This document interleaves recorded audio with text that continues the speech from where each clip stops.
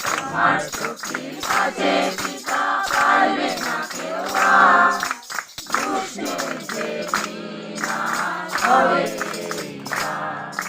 যতই জ্বালা কাটুক পিতা যাব না তোর সরে, সহ্য করেছি থাকবো সারা জীবন ধরে।